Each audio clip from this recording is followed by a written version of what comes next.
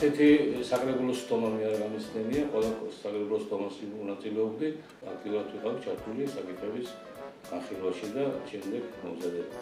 პრემიას იმსახურებს ის, რომ დეპუტატი არ აცდენ საკრებულოს სტომებს? ეს შეიძლება არ იყოს, მაგრამ ერთი მოტივი ის არის, რომ აქტიური ხარ ჩართული. თიანობაში იყო როგორც ასეთი აი რაღაც ერთი ქმედება და ერთი აქტის და ერთი ქმედების გამო იყო ეს პრემია გაცემული, ასე არა. ჩათვალეს, რომ ის ერთი პრემია, რომელიც ერთხელ მაქვს აღებული, იმსახურებდა ამ. იყო ჯანდაცვის საკითხების შესამუშავებელი და რაღაც გარკვეული მოცულობა დავალებების ამ მოიმატა შევასრულეთ ნივეცის ანგარიში და ამასთან დაკავშირებით მიიღეს განსაკუთრებული ერთადერთი პრემიაც საქართველოში.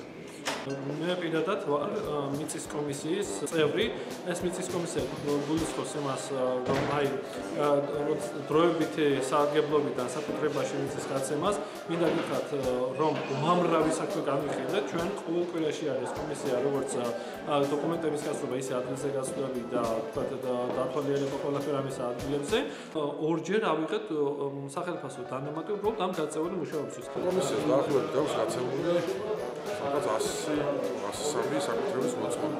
ამ ერთი წელიწადნახევრის განმავლობაში. ცემოდა ძალიან საპასუხისმგებლო კანონების შესაბამისობაში ჩვენი ადმინისტრაციული ორგანო, რომელიც არის კანონით დაუნაზღაურებული. მე თავს კვლევა მივეცი ამ კონკრეტულ შემთხვევაში, ამ კონკრეტულ საკრებულოს საკონკრეტულ წევრებზე, მხოლოდ საკრებულოს წევრებს სხვა სახით ვერანაირად ვერ ვახერხებთ დაფასებული შრომის ანაზღაურებას და თხოვე პრემიის სახით ან დანამატის სახით გამახორციელებას.